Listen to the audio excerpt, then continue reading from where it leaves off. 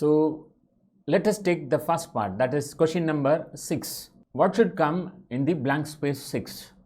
At the end of his rousing speech to the US Congress, Prime Minister Narendra Modi quoted Walt Whitman to indicate that there was a new symphony in play between India and US. The past 2 years bear out such lyricism in the bilateral relationship. Defense tariffs have been dash. So is it far-fended or consolidated or precluded or expostulated, or no correction is required? Because the word given there is dissuaded.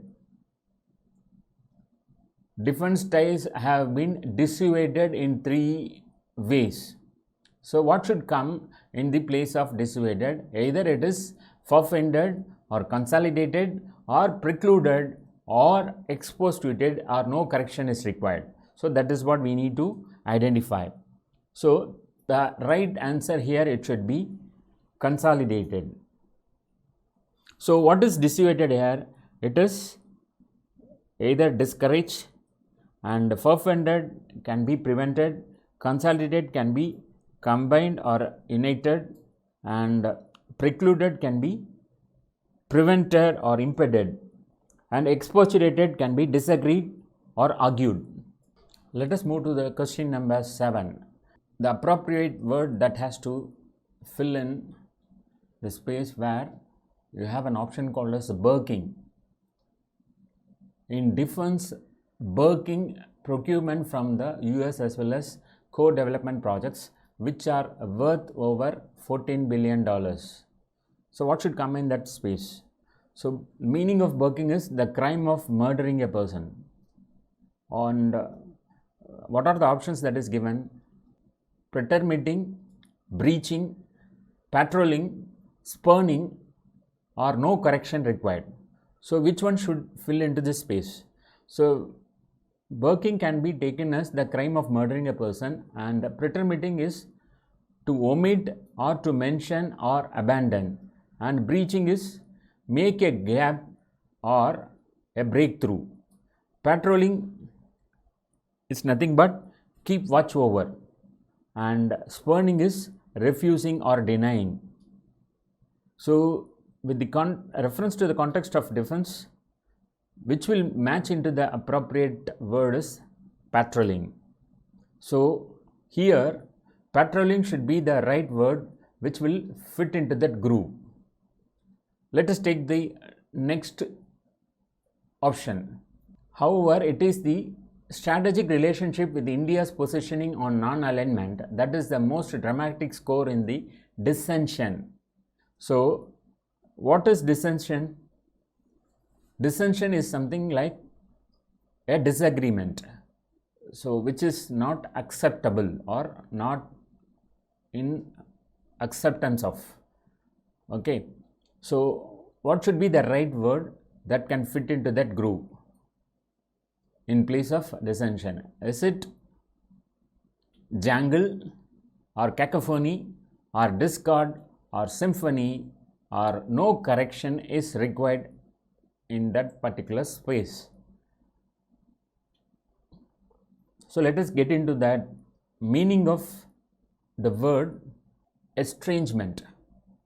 So as far as the 8th part is concerned, in place of dissension, whether it is jangle or cacophony or discord or symphony has to come over.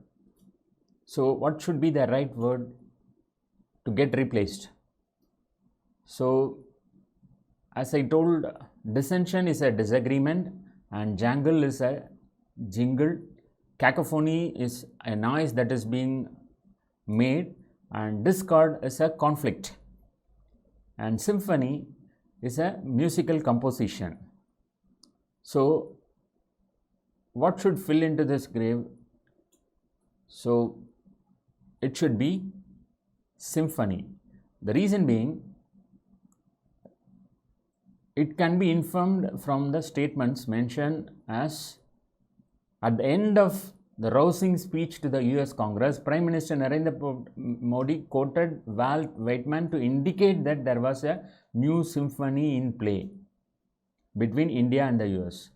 So based on this statement, we can say that option D will be the right choice as far as the dissension is concerned. Let us move to the next question. Although the center has drawn the line at an dash, an option is given in the form of estrangement and joint patrols. It is clear from the joint vision statement signed in New Delhi last year. So, what should come in the place of estrangement? Is it insouciance or ennui or alliance or impassivity or no correction is required? So, let us try to see the meaning of estrangement. Estrangement is nothing but alienation, and insouciance is indifference, and ennui is boredom, and alliance is association. Impassivity is emotionlessness, and what can exactly fit into that space? So, according to the position of the blank spurs, joint patrols mentioned after the blank indicates that alliance is the most suitable response, thus which is nothing but an association. So, alliance should be the word which will fit into that space. That is option C. Now, let us move to the 10th question.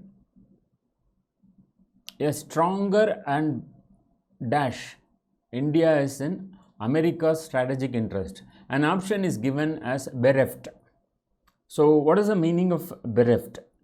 It is something lacking or deprived of. So, bereft can be either deprived or lacking.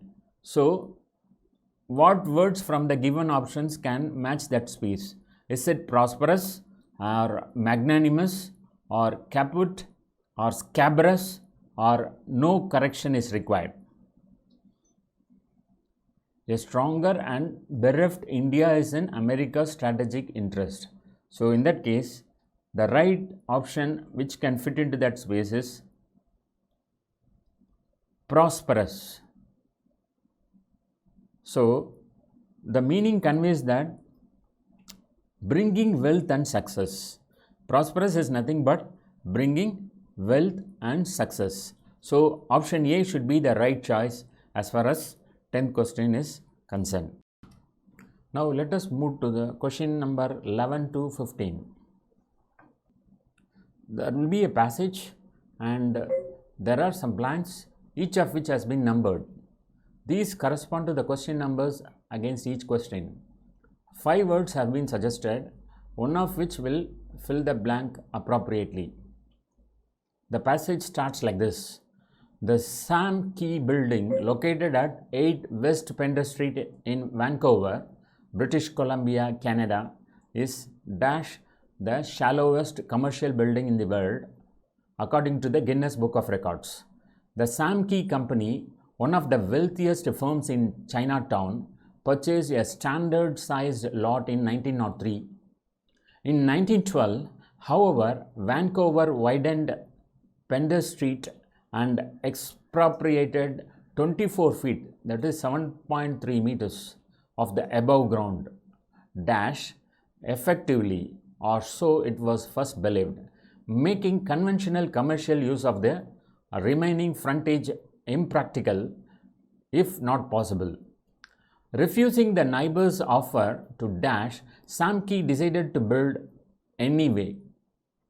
In 1913, the architects Brown and Gillam designed this narrow steel-framed building's ground floor depth from storefront to rear of building to measure 4 feet 11 inches, approximately 1.5 meters, with a second floor depth from overhanging bay windows to rear of 6 feet, that is 1.83 meters.